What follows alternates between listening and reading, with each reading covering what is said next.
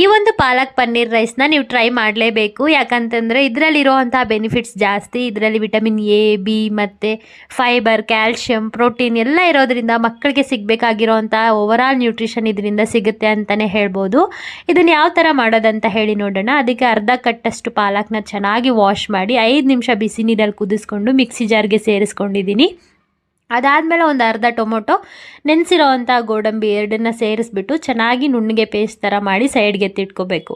ಅದಾದಮೇಲೆ ಒಂದು ಕುಕ್ಕರ್ ಇಟ್ಕೊಂಡು ಸ್ವಲ್ಪ ತುಪ್ಪನ ಸೇರಿಸಿ, ತುಪ್ಪ ಚೆನ್ನಾಗಿ ಕಾದಿದ್ದಾದಮೇಲೆ ಯಾವಾಗಲೂ ಹಾಕೋದಕ್ಕಿಂತ ಒಂದು ಸ್ವಲ್ಪ ಜಾಸ್ತಿ ಜೀರಿಗೆನ ಹಾಕ್ಕೊಂಡು ಅದು ಚಿಟಪಟ ಅಂದಿದ್ದಾದಮೇಲೆ ಒಂದು ಈರುಳ್ಳಿನ ಸಣ್ಣದಾಗಿ ಹಚ್ಚಿ ಸೇರಿಸ್ಕೊಂಡು ಫ್ರೈ ಮಾಡ್ಕೋಬೇಕು. ಈರುಳ್ಳಿ ಎಲ್ಲ ಚೆನ್ನಾಗಿ ಫ್ರೈ ಆದಮೇಲೆ ನಾವು ರುಬ್ಬಿಟ್ಕೊಂಡಿರೋವಂಥ ಪೇಸ್ಟ್ನ ಹಾಕಿ ಹಸಿ ವಾಸನೆ ಹೋಗೋವರೆಗೂ ಫ್ರೈ ಮಾಡಿಕೊಂಡು ಅದರ ಜೊತೆಗೆ 1 ಕಪ್ಪಷ್ಟು ಪನ್ನೀರ್ನ ಸಣ್ಣದಾಗಿ ಹಚ್ಚಿ ಸೇರಿಸ್ಕೊಂಡು ಫ್ರೈ ಮಾಡಿಕೊಂಡು ರುಚಿಗೆ ತಕ್ಕಷ್ಟು ಉಪ್ಪು ಮತ್ತು ಸ್ವಲ್ಪ ಪೆಪ್ಪರ್ ಪೌಡರ್ನ ಹಾಕಿ ಚೆನ್ನಾಗಿ ಫ್ರೈ ಮಾಡಿಕೊಂಡು, ನಿಮ್ಮ ಪಾಪು ಎಷ್ಟು ಕ್ವಾಂಟಿಟಿ ಊಟ ಮಾಡುತ್ತೋ ಅಷ್ಟು ನಿಮಗೆ ಅಳತೆ ಗೊತ್ತಿರುತ್ತಲ್ವ, ಅಷ್ಟನ್ನು ಅಕ್ಕಿ ಮತ್ತು ಬೇಳೆ ಎರಡನ್ನೂ ಚೆನ್ನಾಗಿ ವಾಶ್ ಮಾಡಿ ಸೇರಿಸ್ಕೊಳ್ಳಿ.